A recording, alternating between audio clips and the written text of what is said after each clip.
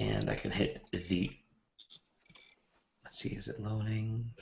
Oh, it is live. Beautiful. I'm going to hit the publish button on the post, which means people can watch us live. And I will tweet out now. I guess kill some of the light here. Hey, watch us live talking about wrestling. Woohoo! And also tweet at us. Cool. Hopefully people will chime in. Sorry about that. I gotta put this on le mute. Hey everyone, welcome to episode 3 of our wrestling podcast. Our as yet unnamed. Let me move this stuff around so you can see more of my geek stuff there. Our as yet unnamed. Wow, there's like nothing up there. It's so boring. Podcast, but we'll talk about that today. Sorry for the visual. I gotta get a better camera in here. It's mostly not getting better lighting because I'm still on the really yucky yellow lighting that my house came with like 11 years ago. So not very good for cameras. I get some. I like John and JJ both have some really nice lights. John, how's it going? Oh, it's going great. Your face is lit beautifully. Oh, can you see yourselves in my glasses again this week? If you talk more, I probably will. Maybe a little bit more. And JJ, how are you, my friend? Doing great. How about yourself? Wonderful. And you're also lit very well. We got your audio issues figured out. Sidelight. Yeah. Excellent. Everybody's lit. Not in a good way, maybe. I don't know. That's like slang term I got to start using, right? Lit. Well, welcome. Our third episode. We skipped last week just because everyone was so busy, and well, I was really busy, and sorry about that. It was right before the Labor Day weekend here in the U.S., and so a lot of people were heading out, including myself. Didn't get a chance to really prep for the show, but we do have some fun things planned this time around. So one of the things I definitely want to talk about is the naming of the show and coming up with a name, and have a fun little thing we're going to try with that. And then I started watching Lucha Underground, which is a lot of fun. And I want to talk about that, and then maybe some of the general WWE things that have been happening. But maybe a bit of a shorter episode, which is okay.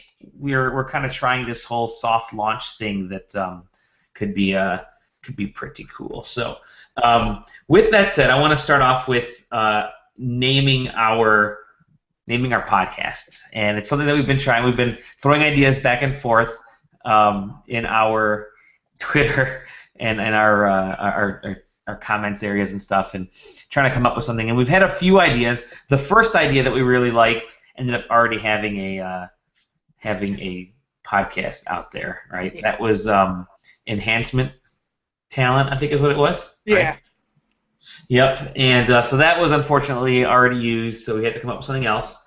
I think the next one that we saw that you guys posted was Transitional Champions. Thought that was kind of cool.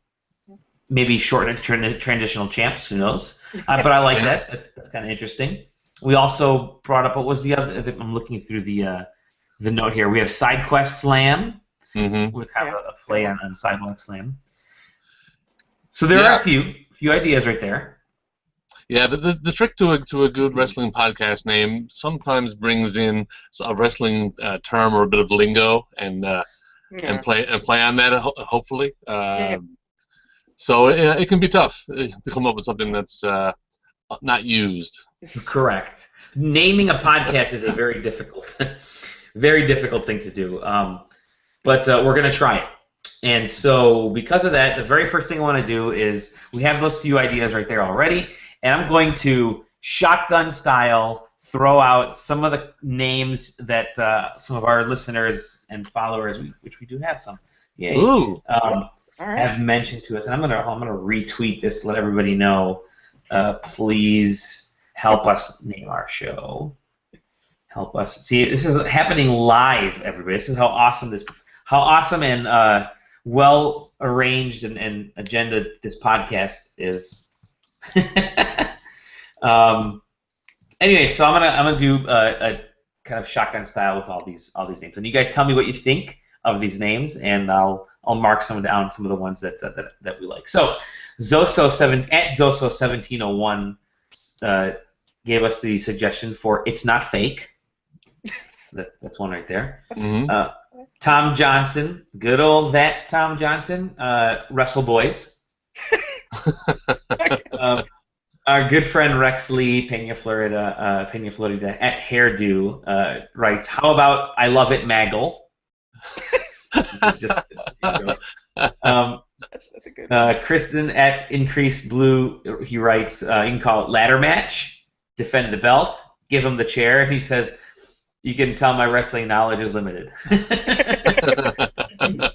I've heard glorious job. So Soul Republic says glorious jobbers, teary-eyed jobbers, and he says I always rooted for the ones that warm up the crowd, which is kind of an interesting way to do it. So maybe something that can warm up the crowd. So there are a few names there, a few more that I've been kind of thinking up.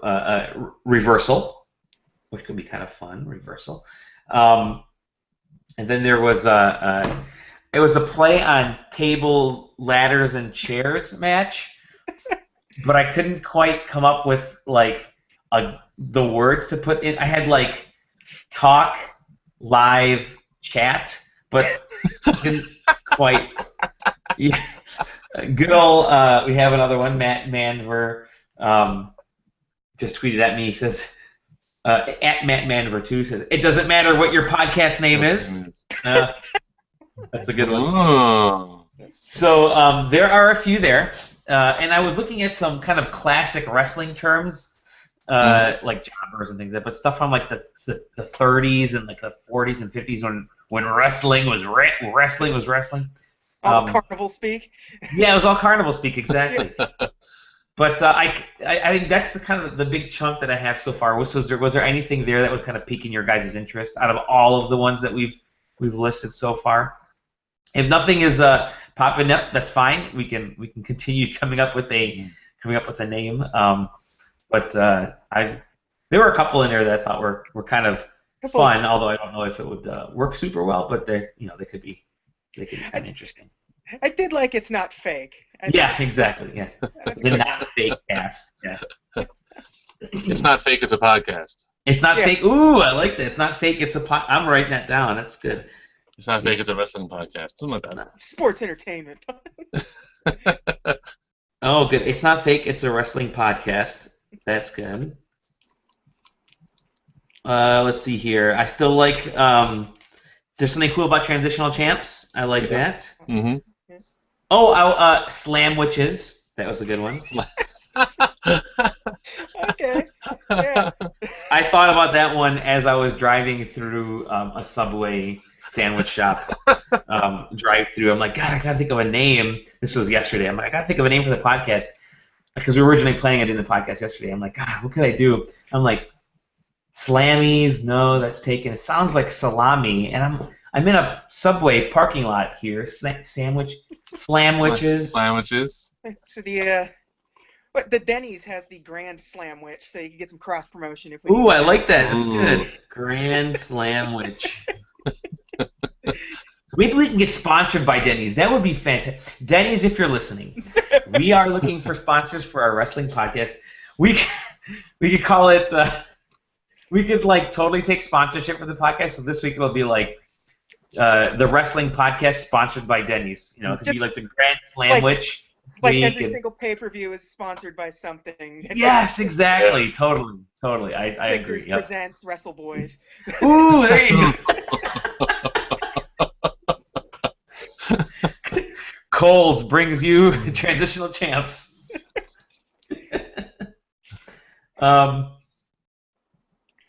So there's some good ideas there. I like where this is going. This live brainstorming session. Mm-hmm. The Grand Slam, which is good. What about a way to kind of talk about the plurality of us as wrestlers or wrestling fans, because you can call it the Grand Slam, which, but I kind of like the transitional champs or something about us, almost like we're a tag team in a way. Yeah. Sorry, go ahead. Well, I mean, there's in several feds there's trios. Yes. The 3-man tag. Ooh, yeah, like a 3-man tag. Is that the name of a podcast, by the way? The 3-man tag. Yeah. It might be. It might be. I do like that 3-man tag. That's really good. We could every podcast could be almost like named like a pay. Ooh, that's perfect. We could name each one like a pay-per-view event. So this is not episode 3. It's NitroCast or something. Welcome everybody to 3-man tag in Great American Podcast. Dude, that's fantastic. Great American Slamwich, Grand Slam. Oh man, these are so good. We could quite literally change it every week, which might be kind of fun in a weird way, in a stupid metagame way. Yeah. Mm-hmm. I could. The Intercontinental Podcasters? Yeah, ooh, I like that. Intercontinental Podcasters. I'm writing that down. This is good. Just a random number generator picks the name each week. I think that's how the WWE picks their wrestling event names anyways. This is good. I like this. This is I think we have some good stuff to work with here. Mm-hmm. So the second part that we need to figure out is I kind of want to start giving ourselves wrestling names as we introduce ourselves. So I'm going to give you 5 seconds to come up with a quick wrestling name, and I'll introduce us, and we'll change it every week as we introduce ourselves. So, all right, I'm going to call this in. 3, 2, 1. Welcome, everybody, to SideQuesting's Wrestling Podcast. This week's episode, the Intercontinental Podcasters, starring Dolly Money Tree Dimovsky. John, what's your wrestling name? My dad, when I was growing up, my dad knew that I was a wrestling fan, and he always said, "You should call yourself the Hard Rock from Flat Rock." John, the Hard Rock from Flat Rock, Keto. JJ? What's the Southern Dandy? JJ, the Southern Dandy Holder. I like it. Beautiful. This is good. So every week, and if you guys don't come up with it, I'm going to come up with one for you, which you may not like. And I usually come up with names by like what I'm seeing in the video. So it's John Goatee and Glasses Keto. JJ, the Beard Holder. All right, good. I like where we're going. This is a good start to the podcast. We have a good vibe starting here, something that we can continue every Establishing week. A gimmick. It's good. Establishing a gimmick, That's exactly. what you need in wrestling. Energy, man. Energy. That's right. We come in with the energy, brother. I will hold off on my really bad Hulk Hogan impersonations and my Macho impersonations. Even Hulk Hogan does a pretty bad Hulk Hogan impersonation. Even Hulk Hogan does a pretty bad. This is true. So that was fun. That was good. I think we have some ideas here for how to name our podcast. Maybe even change the name every week, in a slight fun way. But I wanted to bring up something that's kind of fun, and that's Lucha Underground. And so I had been hearing people talk about this all the time. You guys had mentioned a lot. Yeah. Eric Smith had talked about it. Good friend of the show, Eric Smith. Good friend of the show, Ron Funches. People have been mentioning Lucha Underground. And so I didn't know it was on until yesterday. I was doing some work around the house, and I had Twitter open. And I saw like 2 or 3 tweets, hashtag Lucha Underground, from people I follow. And I thought, I wonder where I could watch this. Do I need a subscription somewhere? And I think for season 1 and 2, you do need something, right? Where can you watch those? It's not on WWE Network, is it? No, it's the Del Rey Network? El Rey Network, El yeah. Rey Network. Yeah. I don't get that one. I have to steal it. So. Well, that's the funny thing. We got another one. Mike Wayner at Mike Wayner says we can call ourselves Turnbuckle. So that's a good Turnbuckle could be kind of fun.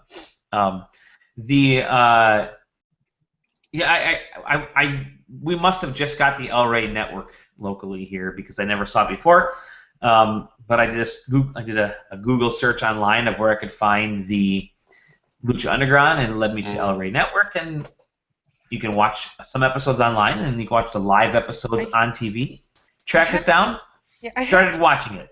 I had Sling TV for a little while, and it's on that. So cool. I'll have to check that out because I don't have Sling. We have Mike Ray.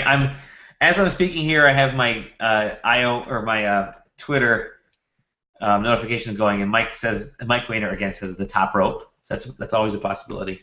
Yeah. Top rope is a good one. So I'm like, let me check it out and see what this is about, because I had heard actually little about the wrestling and more about something about plots and stories and something. I had no idea. I thought it was a cartoon when I first, or maybe it was like Nacho Libre that they made it into a series. I'm not sure. So I turned it on and started watching, and it was the main event last night, which was Rey Mysterio versus Pentagon Black. Awesome match. I've always loved lucha wrestling. Luchadors are, the athleticism is unbelievable, and when they first got into WCW and WWF and WWE, it was a completely different style of wrestling that made people love their acrobatic skills, and so I know me especially. It's what kept people on WCW even after. Yeah, definitely. When the main event stuff was sort of really stale and bad, people were still watching it because that's where, in America, that's where you would turn to at that point. Exactly.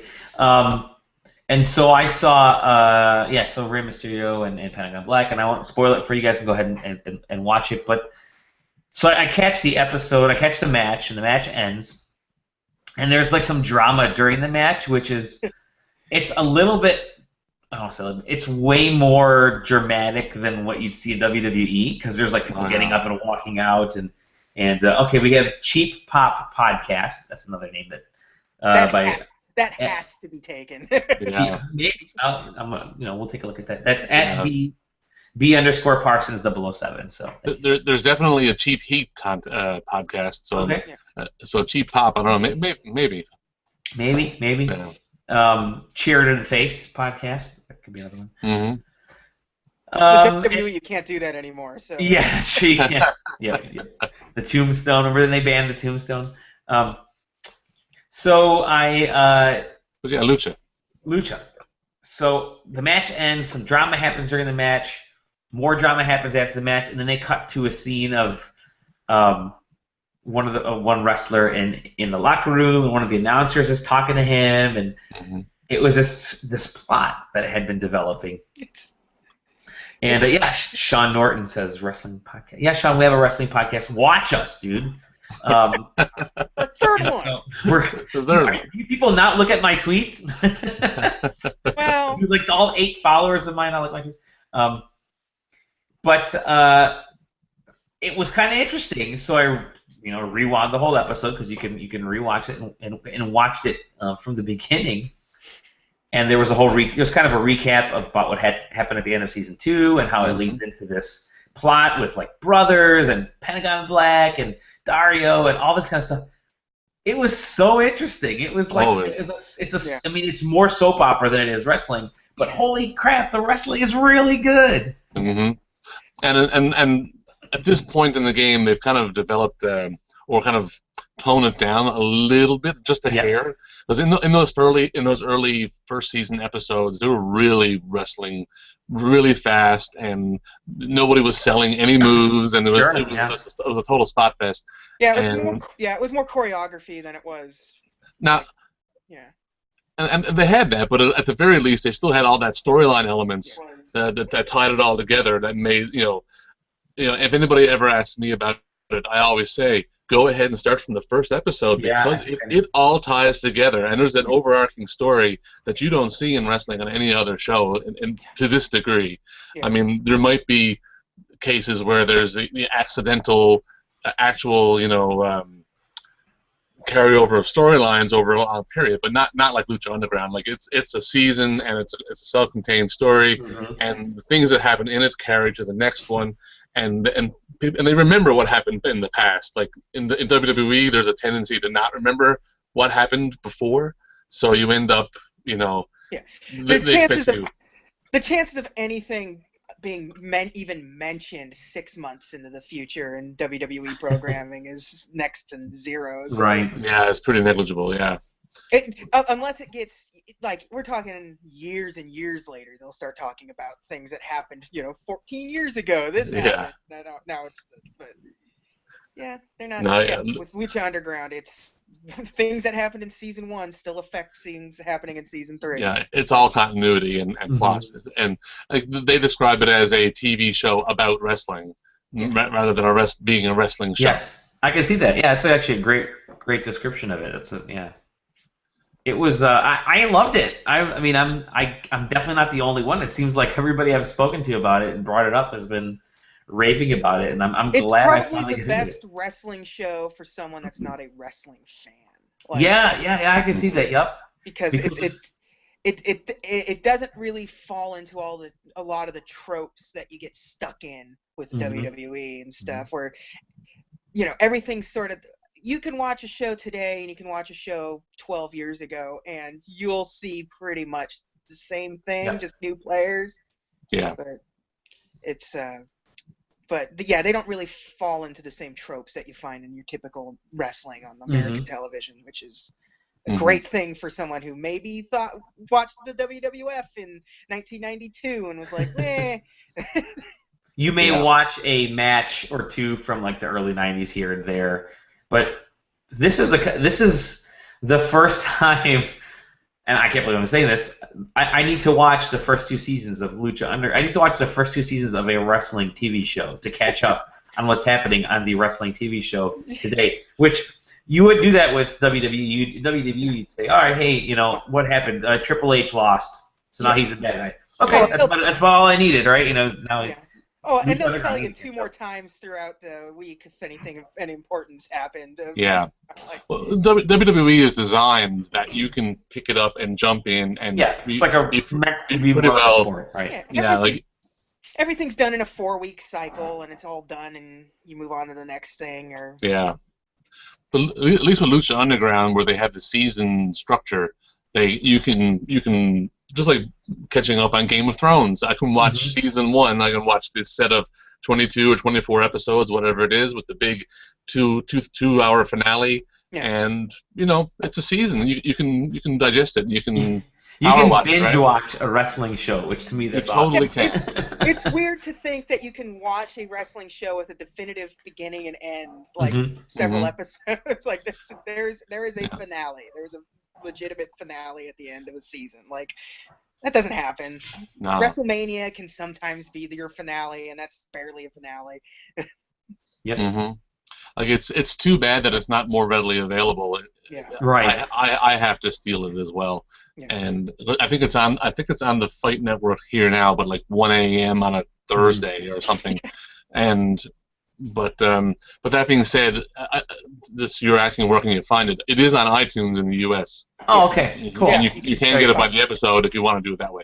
But it's. We don't advocate stealing. We advocate because this is so good. I would say just go out and buy the first 2 seasons or whatever. Hopefully, it'll show up on like Amazon or Netflix at some point. Didn't they recently sign a deal with something?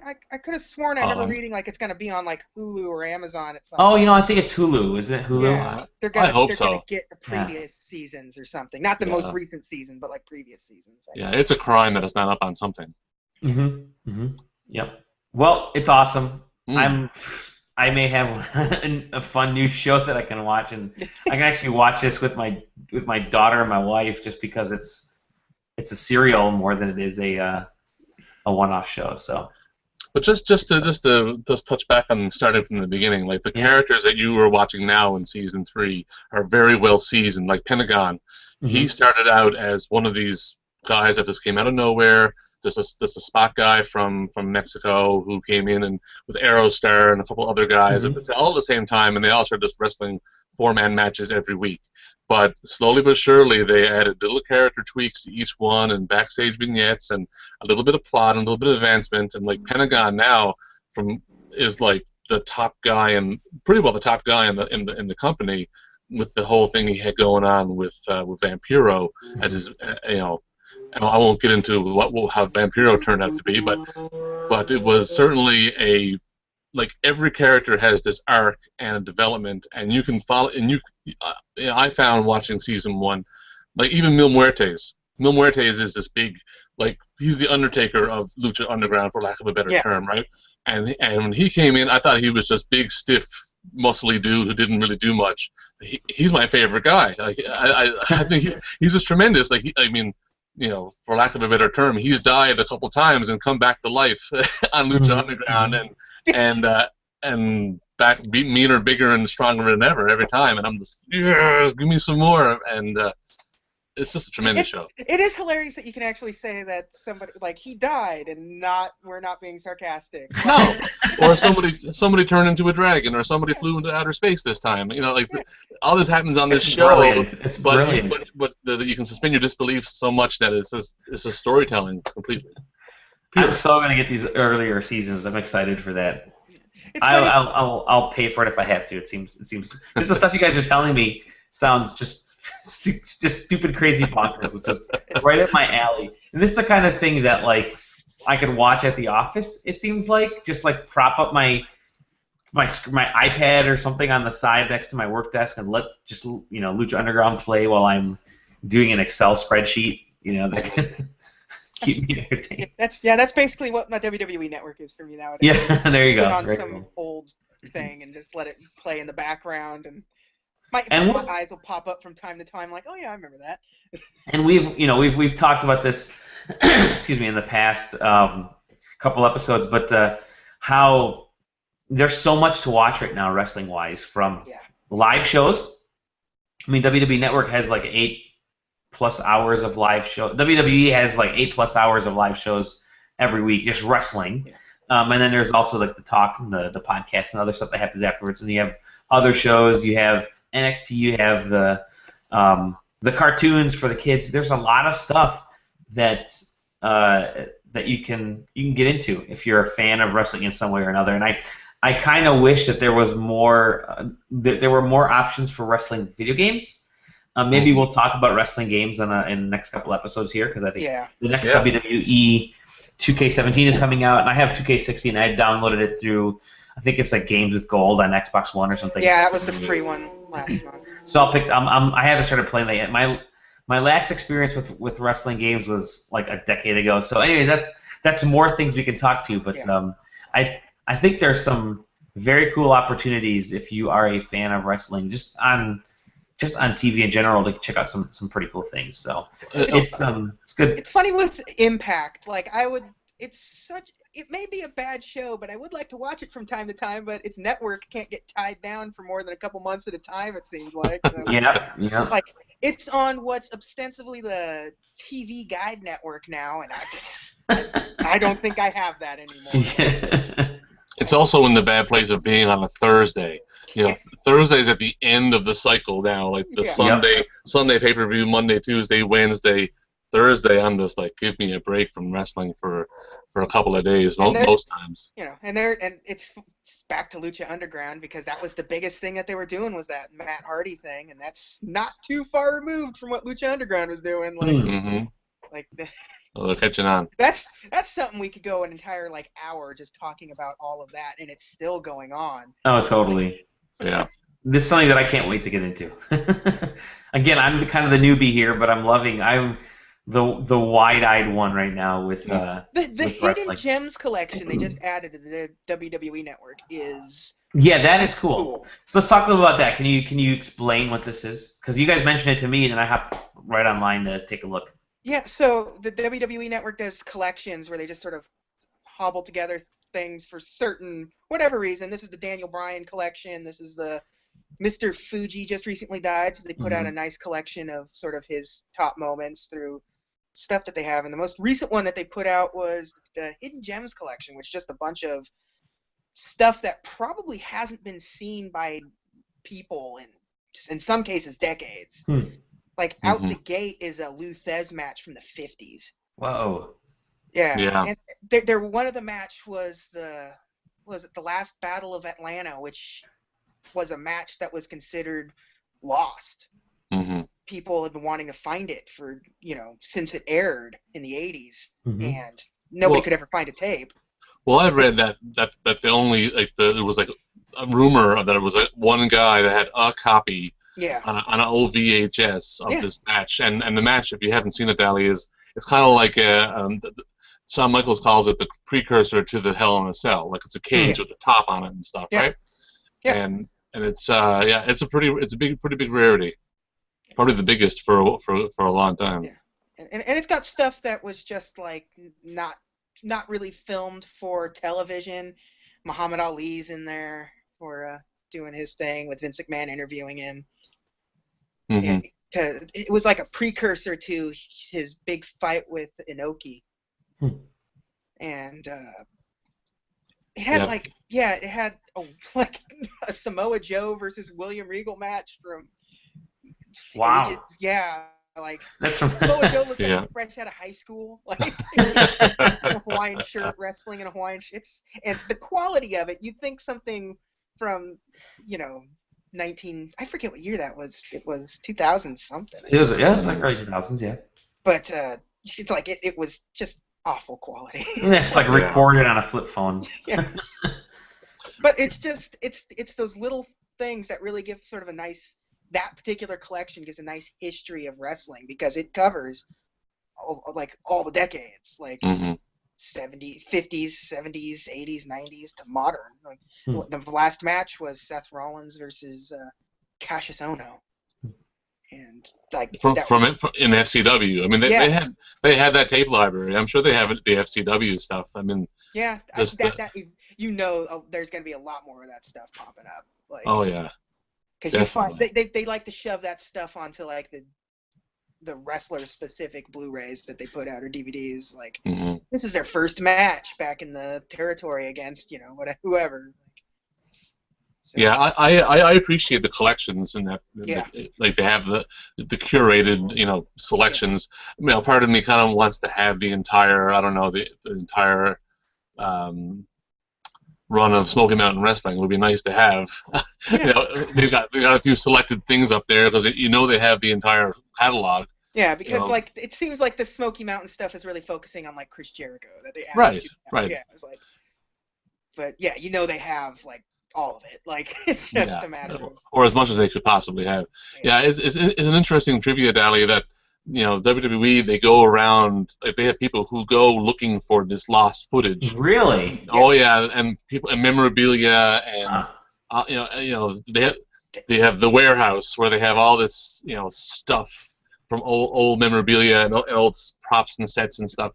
And there's that, and then then the tape library is just immense where they're trying to find. What kind of great job would that be to just sort of parse through all of this stuff to see exactly what you have? Like just God, that'd be so much fun. That'd be one heck of a gig, but because they have all of this stuff that they film with never any intention to ever air it. Like they just film it. Like a couple of years ago, they put out a collection on video of stuff that was taped but never aired, and it was the stuff that they did after the dark match stuff.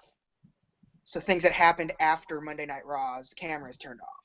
Sure. So stuff that was never supposed to air, but they filmed it, so there's a lot of it's weird, there. Yeah. There's a lot of weird stuff out there that you never saw and will never see again. But somebody's watching all of it right now. Like, somebody's locked in a closet. Like every house show, there's a guy with a camera. That's on a digital copy somewhere that someone can just grab and put it up. Yeah, the network. There's got to be just thousands of these things. Yeah.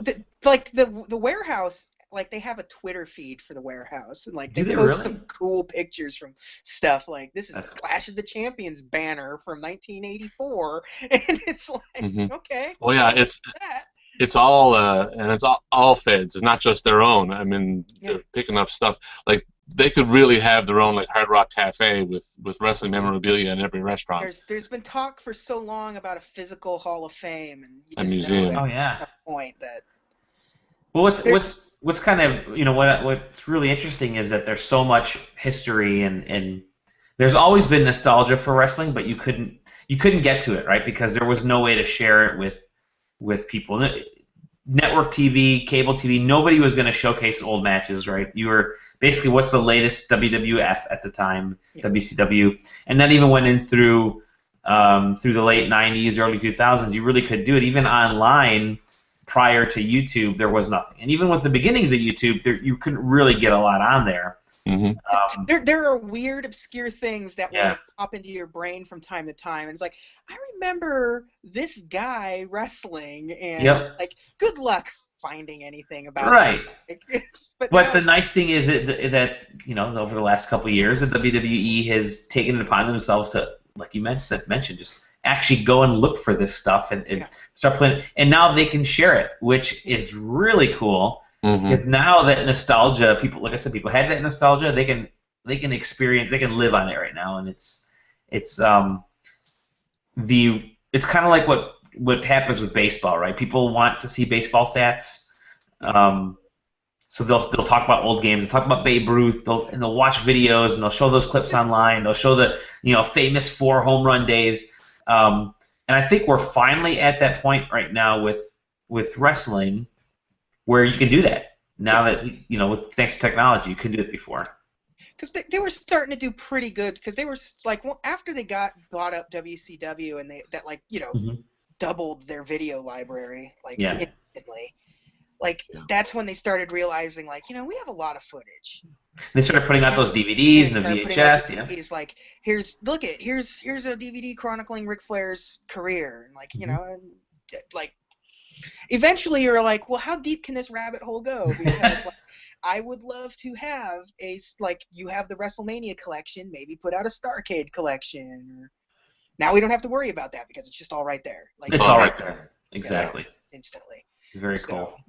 So on to modern times, and we can kind of end the podcast after this. But any big news over the last week and a half in WWE or any other wrestling that has popped up? I know there was we had the vacated title.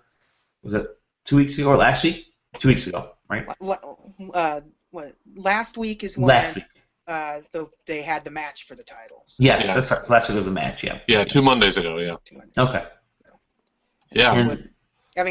Kevin Owens winning the title. I mean, that's in the last couple of weeks of regular TV wrestling. That's probably the only huge story out of the whole. That's huge. I mean, it's nice when you can get something like that out of a really crappy situation. Yeah. They manage to do that sometimes. They pull a rabbit out of the hat, and they had the big Triple H return, and handed the belt to Owens, but that him coming back, it sparks off. It continues the feud with Reigns. It sparks beef with Seth, because Seth didn't. He was out for so long and lost the championship and all that kind of great stuff, and giving it to Owens, like, it's just a completely fresh matchup every week with somebody, or every month with Owens as well, and guys. And the Kevin Owens relationship makes sense if you're to a person that's deep into the wrestling thing. Yep. If you're a casual wrestling fan, it makes sense because Kevin Owens is exactly the kind of slime ball Triple H would like to have in his corner. If you're deep in the wrestling, you know that Kevin Owens is a Triple H guy. Triple H loves that guy. He does. So, it works for both sides of the fence on this thing. So it's a really it's really smart booking on this one. It's one of those. It's one of those amazing things where, how smartly they can book when they're in a corner. Yeah. When like in the era of the Monday Night Wars and stuff. I mean, they had like their hits and their misses, but when things got really hot and really big and really cool was when they were in a corner against WCW and they were losing ratings wars and all that kind of fun stuff. But when things are easy, they do get a little complacent, and now when in that moment, they start booking things out a month in advance, and it's. I mean, because remember the fans started really turning on the WWE during the whole Daniel Bryan's rise in popularity, because Roman Reigns' rise or Batista's rise to the top in particular that year, like, the fans saw it choreographed from day one. They knew that's what was going to happen, and that's not fun as a wrestling fan. Right. You get it as TV. It makes sense. I mean, it's television. I mean. By the way, one of our viewers right now, Brian Parsons, says at B_Parsons007 says Jim Cornette saved a lot of tapes that were thrown in the garbage. So that's kind of interesting. I remember how integral Cornette was with a lot of that stuff, especially in was it the early '90s that he was, or late '80s, he was really involved in a lot of that stuff. He was I'm trying to remember what his look was, because he had a pretty interesting. He had that kind of, was it the grease back ponytail look that Cornette had? No, he had the really loud sports jackets and That's what it was, yeah. And the tennis racket and the big tennis racket, yeah. The big bus bus windshield eyeglasses, and he talked and ran you down, really ran you down talking to you. But that's right. I heard him telling the story about the tapes that he got. Like he literally rescued them from the garbage. Yeah. And did he really? So they were just, the studio was getting rid of all the old junk, and here it was on the curb, and he actually rescued it. But he was explaining that a lot of the like what happened with the BBC, the shows were taped onto tape, but then they were reusing the tapes, so they would record over old shows. That's why you lost like Doctor Who and all kinds of stuff, right? That's pretty much what they assumed happened to that last Battle of Atlanta tape. That Ole Anderson taped it over with another wrestling match. Oh my lord! That's like the kind of stuff that I would do when I was. My brother and I, of course, my dad would record us on vacation at like Marineland or SeaWorld or Kings, wherever we went in the Midwest, any of those crazy places. Pull out a tape of family memories and all. Family memories, and you got episodes of Teenage Mutant Ninja Turtles taped over it, which has happened, unfortunately. So I can see that happening. I can empathize, maybe even sympathize with losing stuff that way. But yeah, it's interesting how all this stuff is coming back. Remember in what was it? It was mid-90s when Cornette was trying to do an NWA faction in WWF. Yeah. That was one of their first sort of like, hey, remember these guys things, but it was the WWF in the mid-90s, and it was not quite the Attitude Era, so it was just... Yeah, he brought in the Gigolo Jimmy Del Rey and... what's his name? The Heavenly Bodies. He brought the Heavenly Bodies in. The Heavenly Bodies. And they made Bob Holly try to make him a new Midnight Express and these kinds of things. With Al Snow as. Oh yeah, and Jeff Jarrett was there. It just didn't. It was too behind the times. Yeah. He's been involved in so many wrestling, so many tag teams and like, was it? Midnight Express. I think I remember him. I remember him probably Midnight Express more than anything else. Oh yeah, he was a big Midnight Express guy. Yeah. I mean, he co-managed Yokozuna at the time. That's right. Yeah, he did. Yeah. Okay. And then Vader after that. Like, I mean, he had a pretty good WWE run as the manager. But his stuff in WCW and NWA is real meaty stuff. Yep. Very cool. Very cool. Well, gentlemen, it has been a fun, I think, like 45-minute or so podcast, surprisingly, that we've chatted about. Our short podcast. Let's do a short podcast in like an hour and a half later, which is how these always end up going, isn't it? But it's been a lot of fun talking to you guys, and I like the direction that we're going to take for the for naming of the podcast, maybe coming up with a different name for each episode. It could be a lot of fun. Thank you to all the listeners, all the readers, or all the video watchers, however you want to, all the people that absorb this content and send us messages, even live during our podcast here. Very much appreciated.